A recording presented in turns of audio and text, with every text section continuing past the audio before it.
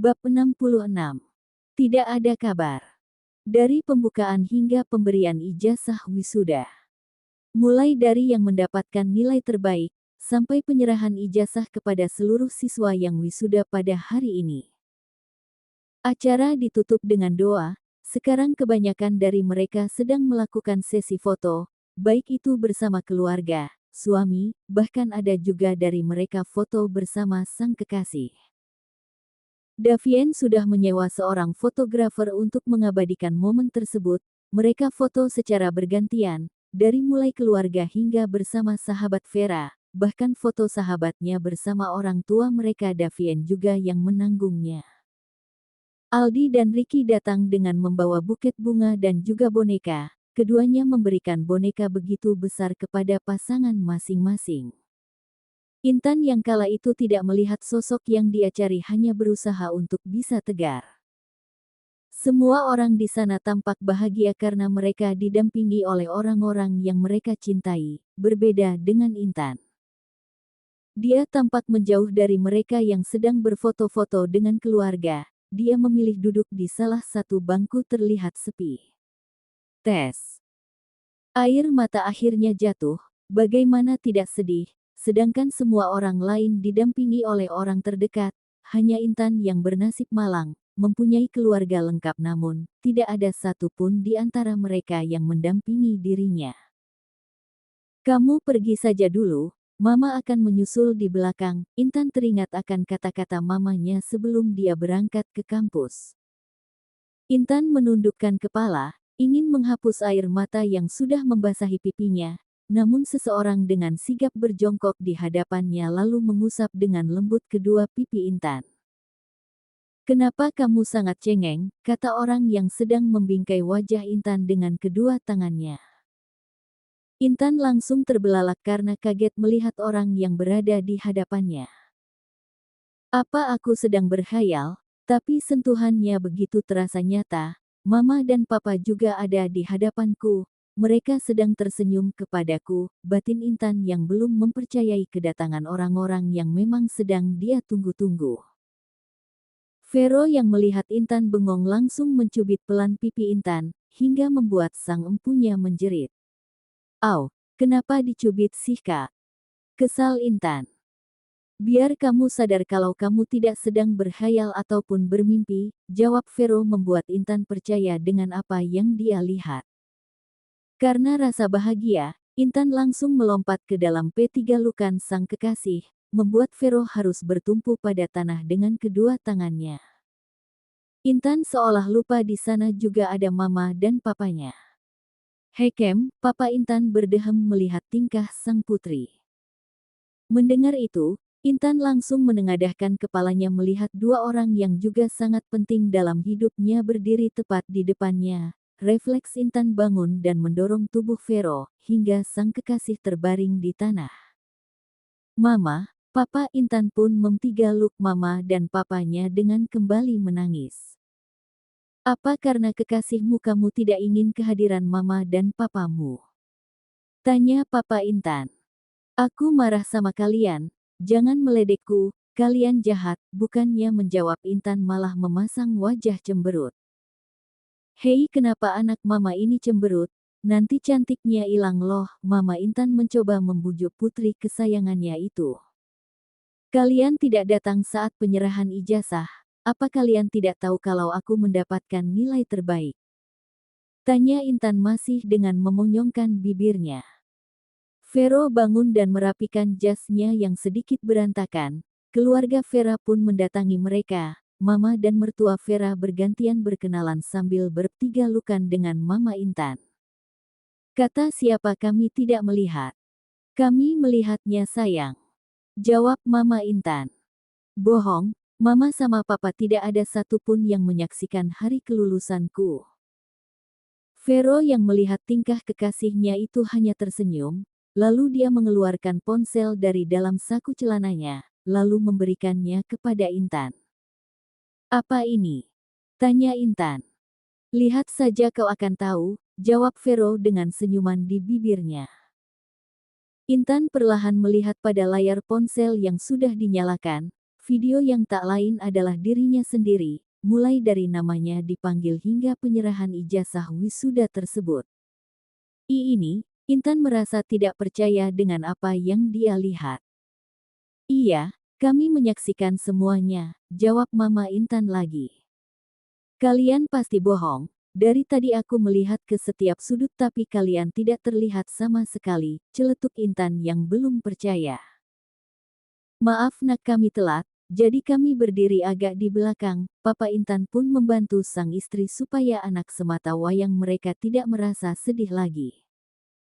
Selamat ya nak, Papa sangat bangga padamu, lanjut Papa Intan lagi. Hua Papa terima kasih, Intan kembali menangis dan masuk ke dalam P3 lukan sang papa. Tapi kenapa kalian telat? Tanya Intan lagi. Jawabannya juga ada di ponsel yang kamu pegang, Vero langsung menjawab, membuat Intan kembali melihat pada layar ponsel di tangannya. Di sana terlihat jika Vero mendatangi Papa dan Mama Intan yang sudah siap untuk berangkat ke acara wisuda putri mereka. Namun melihat kedatangan Vero, keduanya malah menyuruh masuk Vero dan mengurungkan niatnya untuk ke kampus. Saat di dalam rumah, Vero langsung pada tujuannya. Tante, kedatangan saya ke sini karena saya ingin melamar putri Tante dan Om. Maaf jika saya hanya datang sendiri. Mama dan Papa saya sudah meninggal sedari saya kecil.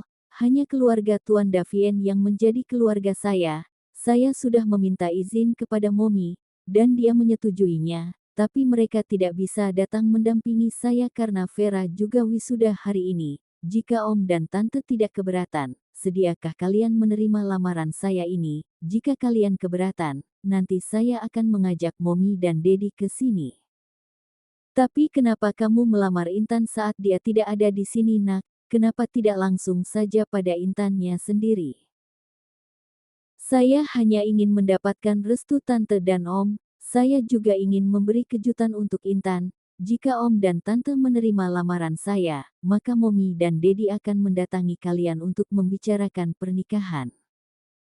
Alhamdulillah, tentu kami menerimanya nak, kamu adalah lelaki baik dan juga bertanggung jawab, asal kamu tidak pernah menyakiti anak Tante. Saya tidak berjanji Tante, Om. Tapi sebisa saya akan membuat putri kalian bahagia. Selesai video tersebut diputar, Intan langsung melihat ke arah Vero yang sudah berjongkok dengan mengeluarkan kotak perhiasan berwarna merah. Intan membekap mulutnya dengan kedua tangannya saat melihat sebuah cincin permata biru di atasnya. Di lingkaran cincin tersebut terdapat berlian yang membuat cincin itu sangat indah dan juga berkilau. Will you marry me Intan? Intan masih dengan rasa terkejut dan juga bahagianya, dia merasa seperti memenangkan lotre bertubi-tubi. Intan sudah lulus dengan nilai terbaik, dan kini sang pangeran yang memang sejak dulu dia impikan bersimpuh di hadapannya, mengharap kesediaan dirinya untuk menerima lamaran dari pria tersebut. Dengan air mata bahagianya, Intan mengangguk kepalanya, pertanda bahwa dirinya mau menerima lamaran sang pangerannya. Vero langsung bangun dan memasangkan cincin di jari manis Intan, lalu membawa Intan ke dalam P3 lukannya. Semua merasakan bahagia dengan apa yang mereka lihat, terutama kedua orang tua Intan dan juga Momi dan Dedi Davien yang sudah menganggap Vero seperti putra mereka juga. Jadi kamu sudah tahu? Tanya Vera pada sang suami, karena dia mengingat jika Davien tidak menjawab pertanyaan dirinya saat bertanya tentang Vero.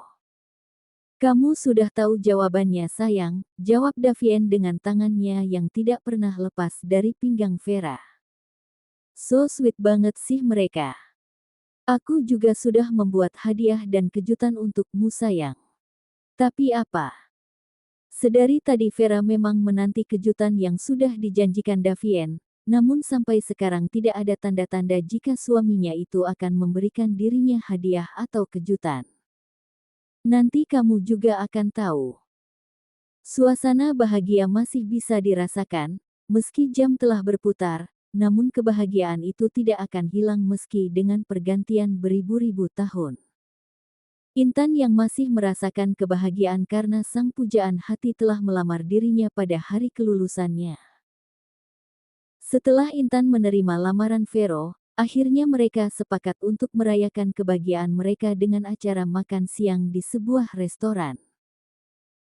Baru saja ketiga keluarga itu selesai menyantap makan siang mereka, Intan beserta keluarga pun pamit pulang. Intan pulang bersama kedua orang tuanya, sedangkan Vero pulang bersama keluarga Davien. Mereka berpisah di depan restoran. Davien tampak sedang mengatakan sesuatu pada sang istri setelah mobil yang ditumpangi Intan beserta keluarga berlalu. "Sayang, kamu pulang sama Dedi dan Mama dulu ya. Aku mau jemput kakek dulu. Dia pulang hari ini dan sebentar lagi kakek sudah sampai di bandara." Davien memegang kedua bahu Vera, sambil menyuruh sang istri pulang dengan mertua Davien. "Loh, kakek pulang. Kenapa aku tidak boleh ikut? Kan aku juga kangen sama kakek." "Aku ikut ya. Kakek pasti senang kalau aku juga ikut menjemput dirinya," Vera meminta dengan begitu kegirangan. Davien tahu jika sang istrinya sedikit keras kepala, bukan sedikit, tepatnya memang keras kepala, namun Davien harus mengakalinya karena dia tidak ingin sang istri merasa kelelahan. "Sayang, kamu pulang dulu istirahat. Aku tidak ingin kamu kelelahan, kamu pasti capek banget kan?" jelas Davien lagi. "Iya nak, kamu ikut mama pulang dulu, nanti suamimu pasti akan menjemputmu di rumah." Belum sempat Vera menjawab namun Mama Rina sudah menyela. "Betul sayang, suamimu tidak akan kemana-mana kok, Imbun. Andi, saat ini tidak ada satupun yang membela ibu yang sedang mengandung anak kembar ini." Baiklah, kamu hati-hati ya." Vera pun akhirnya mengalah. Davien mengsatu puncak kepala sang istri, dia bernafas lega karena Vera tidak memaksa lagi untuk ikut, karena dia tidak akan bisa menolak permintaan sang istri. "Masuklah ke dalam mobil sayang, aku akan berangkat sekarang karena tidak ingin membuat kakek menunggu," ucap Davien lagi. Dia pun menuntun Vera untuk masuk ke dalam mobil lalu menutup pintu mobil tersebut. "Aku pergi dulu ya Ma, Mom, Dad." Davien mengsatu tangan orang tua dan mertuanya, membuat keempat orang itu tercengang. Mereka merasa tersentuh terutama Momi Davien, karena sekian lama Davien tidak pernah melakukan hal tersebut. "Kamu hati-hati ya nak," kata Ni. "Andin." Davien mengangguk lalu masuk ke dalam mobilnya. Akhirnya semua meninggalkan restoran dengan tujuan yang berbeda. Di dalam mobil Vera merasa heran dengan kepulangan sang kakek, karena kakek Farhan tidak akan pulang jika tidak ada hal yang begitu penting. Mungkin karena kakek kangen dengan keluarganya, batin Vera, tidak ingin memikirkan. "Kamu kenapa nak? Apa kamu tidak bisa jauh dengan suamimu sebentar saja?" tanya Mama Rina. "Bukan seperti itu Mah, Vera hanya penasaran saja kenapa kakek pulang tiba-tiba, karena setahu Vera kakek tidak akan pulang jika tidak ada hal yang sangat penting," jawab Vera langsung memegang tangan sang mama yang duduk di sampingnya. Mungkin beliau rindu dengan keluarganya." "Iya Ma, Vera juga mikirnya begitu," jawab Vera sambil tersenyum kepada sang mama. Setelah itu tidak ada lagi pembahasan, mereka hanya menikmati perjalanan dengan melihat keluar jendela. Davien dan Vero sudah sampai di bandara, mereka langsung turun dan mencari keberadaan sang kakek. Setelah mengedarkan pandangannya, dari sekian banyaknya orang mereka melihat seorang yang sedang berjalan menggunakan tongkat dengan salah satu tangan, dan satu tangannya lagi sedang menarik koper.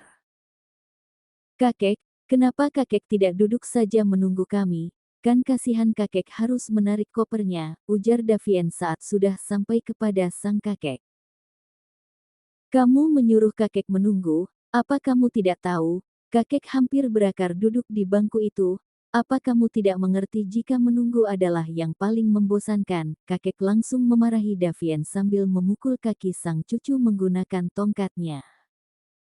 "Hehe maaf kek, Tadi aku harus membujuk istriku dulu agar tidak ikut. Dia tadi bersikeras ingin menemui kakek. Ucapan Davien langsung meredakan amarah kakek Farhan. Cucu menantuku juga merindukan aku. Oke, aku juga tidak sabar menunggu besok. Ingin segera memtigaluk cucu menantuku. Kata-kata kakek membuat Davien bermuka masam. Kakek sudah tua, kenapa masih genit sih? Dia itu istri cucu kakek, kenapa kakek malah ingin memtigaluknya? Ujar Davien dengan wajah tidak suka. Hei cucu aneh, apa kamu cemburu dengan kakekmu ini? Aku memtigaluknya karena aku menyayangi dirinya sama seperti aku menyayangi momimu. Kakek kembali memukul kaki Davien. Au, sakit kek, kenapa kakek terus memukulku? Kalau besok aku pincang bagaimana? Sudah-sudah, ayo kita pulang. Vero bawa koper kakek, aku pusing memikirkan cucu aneh ini. Kamu jangan seperti dia nanti ya. Cemburunya berlebihan, tanpa rasa bersalah sang kakek Farhan langsung melangkah meninggalkan mereka berdua. Aku tidak janji kek, karena sekarang aku juga merasakan seperti yang Davien rasakan. Tidak rela jika Yayang Intan dekat dengan lelaki lain. Walaupun lelaki itu sudah tua, batin Vero sambil tangannya meraih koper dengan tatapannya masih menatap sang kakek yang sudah sedikit menjauh. Karena tidak fokus, alhasil bukan koper yang dipegang Vero melainkan tangan Davien yang juga ingin meraih koper. Davien melirik pada tangan yang digenggam erat oleh Vero, namun Vero sepertinya belum menyadari. Davien pun mengalihkan pandangannya pada wajah Vero yang masih diam dan menatap ke depan. Lepas atau aku tidak akan membuat pesta pernikahan untukmu dan marmutmu itu, kutu kupret, Davien berteriak pada sang asisten. Mendengar itu Vero langsung tersadar, dia pun melihat tangannya yang begitu kuat menggenggam tangan Davien. Vero langsung menarik tangannya dari tangan Davien. Maaf bos, saya ingin mengambil koper kakek. Davien tidak menghiraukan ucapan Vero, dia pun melangkah menyusul kakek Farhan keluar dari bandara. Malam tiba. Vera beserta keluarga baru selesai menyantap makan malam mereka, ternyata sang kakak juga sudah kembali lagi ke sana. Sepulang Vera, dia sudah melihat Franz yang baru juga tiba. Franz meminta maaf karena tidak dapat hadir saat sang adik wisuda dengan memberikan hadiah berupa boneka besar. Vera protes karena semua orang menganggap dirinya seperti anak kecil, mulai dari mertua, mama dan juga kakaknya selalu memperlakukan Vera bak anak kelas 5 SD. Kini mereka sedang duduk di sofa, Vera duduk dengan bersandar pada dada sang kakak. Ini kesempatan untuk mereka menghabiskan waktu bersama, karena jika suami Vera ada di sana, maka jangan harap keduanya bisa sedekat itu. Mama Rina dan Ten Diwan sangat senang melihat adik kakak yang begitu akur. Mereka pun pamit kepada kedua anaknya untuk istirahat, karena hari ini begitu menguras tenaga. Mama juga menyuruh Vera untuk istirahat awal supaya besok dia lebih fresh, namun Vera masih menunggu sang suami menjemput dirinya. Karena sudah terbiasa dengan sentuhan sang suami, Vera menjadi susah tidur jika tidak dipetigalokan sang Davien. Kak, kenapa Mas Davien belum pulang ya? Dia juga tidak menelponku kak, tidak biasanya seperti ini. Biasanya dia tidak bisa jauh denganku walaupun hanya 1 jam kak, Vera bertanya kepada Franz dengan memakan cemilannya. Mungkin dia sedang berkumpul dengan keluarganya, elak Franz yang tidak tahu mau menjawab apa. Tapi kan Vera juga keluarga mereka kak, masak mereka melupakan Vera. Franz semakin dibuat gelagapan oleh Vera, ternyata perkataan Franz malah membuat Vera semakin merasa sedih. Mungkin sebentar lagi suamimu akan pulang. Ucap Franz dengan tangannya mengelus kepala sang adik. Vera hanya mengangguk, mereka pun akhirnya memilih untuk menonton. Tanpa terasa jam berputar hingga pukul 11 malam, namun belum ada tanda-tanda Davien akan datang. Vera semakin gelisah juga tidak tenang, sudah berulang kali Vera mencoba menghubungi sang suami namun tidak dijawab. Vera menghubungi mertuanya juga tidak ada jawaban. Kak, kemana Mas Davien? Dia bahkan tidak menjawab telepon dari Vera. Aku takut dia kenapa-kenapa. Vera terus merengek pada sang kakak. Dia sudah besar tahu cara menjaga diri. Kamu tidur saja dulu. Kalau dia datang kakak akan bangunin kamu. Franz terus menenangkan sang adik. Dia tahu bagaimana posisi Vera saat ini. Bagaimana aku bisa tenang kak? Jika Mas Davien kenapa-kenapa bagaimana? Lebih baik kita ke sana kak. Vera ingin kepastian, namun Franz mencoba untuk memberikan penjelasan lagi kepada Vera. Tunggu sebentar lagi, mungkin dia sedang di perjalanan. Jangan terlalu membebankan pikiranmu, kasihan anak-anakmu. Mendengar itu akhirnya Vera mengalah. Dia mencoba tenang demi keselamatan kedua bayinya. Jam berjalan, Vera pun sudah merasa mengantuk. Akhirnya jam 12.40 Vera tertidur masih di dada sang kakak.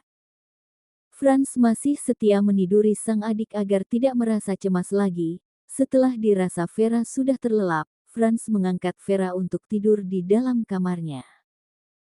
Tidurlah prinses kecilku, kakak harap besok suamimu sudah menyelesaikan segalanya. Franz mengsatuum kepala Vera. Dia pun memilih tidur di sofa karena tidak ingin meninggalkan Vera sendirian, takut jika sang adik terjaga tengah malam.